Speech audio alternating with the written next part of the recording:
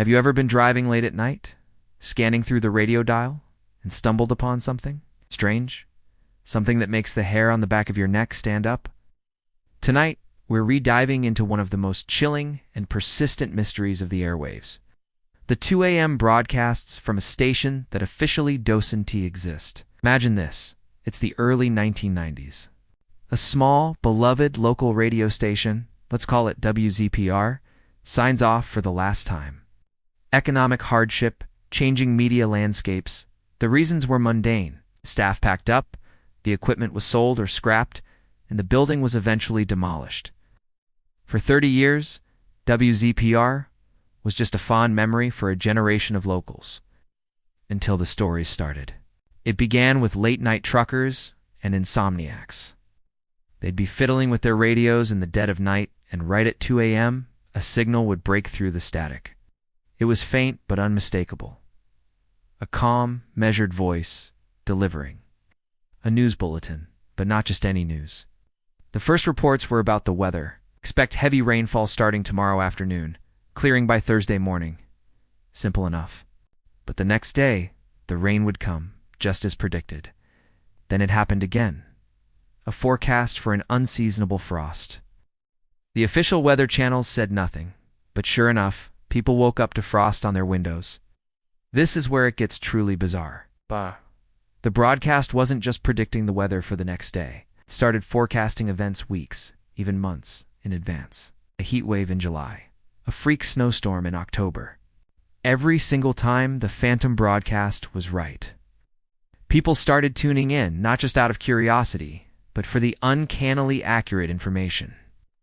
They began recording the transmissions. As more people listened, someone recognized the voice. It was smooth, professional, with a comforting, old-fashioned cadence. A local historian, digging through old archives, found a recording of WZPR's final broadcast from 30 years ago. He played it for those who had heard the 2 a.m. signal. The reaction was unanimous and chilling. The voice belonged to the station's lead news anchor, a man named Arthur Vance. Arthur Vance had been the heart and soul of WZPR. He was also known for his passion for meteorology. The problem?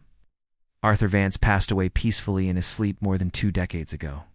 So, we have a radio signal broadcasting from a station that closed 30 years ago, featuring the voice of a man who has been dead for 20 years, accurately predicting future weather events. The mystery deepens. Radio enthusiasts and amateur sleuths tried to triangulate the signal. Using modern equipment, they traced the broadcast to a specific set of coordinates. When they arrived, they found nothing. Just an empty field, overgrown with weeds and wildflowers. It was the exact spot where the WZPR radio tower and studio once stood. The building was gone. The tower was gone. There was no transmitter, no power source, nothing that could possibly be sending out a radio signal. Yet, every single night, at precisely 2 a.m., the signal appears. It's always the same. A brief moment of static, then the warm, familiar voice of Arthur Vance. He introduces himself, gives the date, always the current date, and then proceeds with his bulletin. The broadcasts have evolved beyond just weather. They've started to include other cryptic news, vague warnings. Local residents are advised to check their home's foundation before the winter thaw, or a reminder to drivers on the old county highway to be mindful of deer this Tuesday. And just like the weather, these subtle premonitions often prove to be eerily prescient.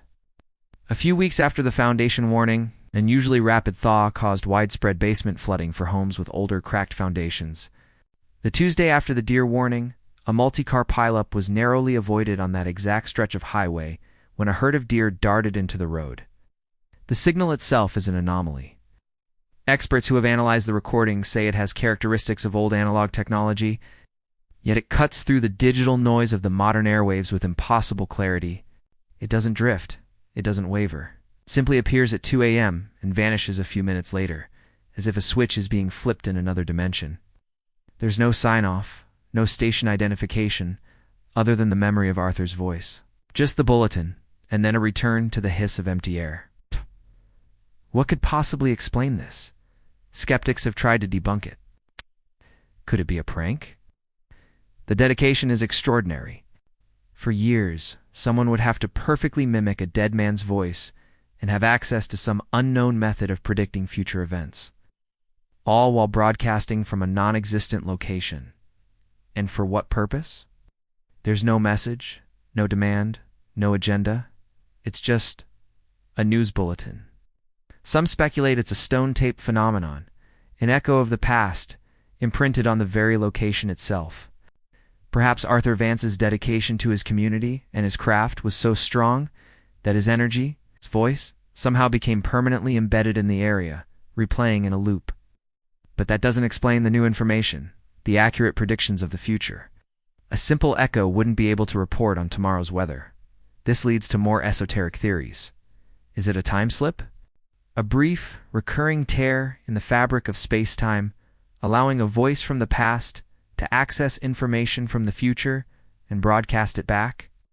Are we listening to a ghost, dutifully carrying on his job from beyond the grave, trying to watch over the community he served for so long?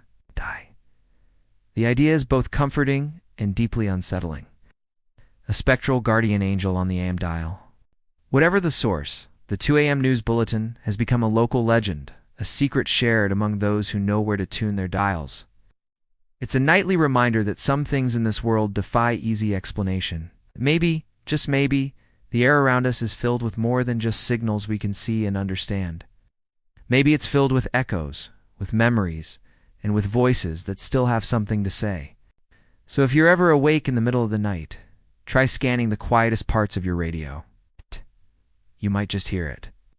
The calm, steady voice of a man from another time, telling you whether you'll need an umbrella tomorrow. Thank you so much for watching. If you enjoyed this dive into the unknown, be sure to like, subscribe, and hit that notification bell so you don't miss our next mystery. See you next time.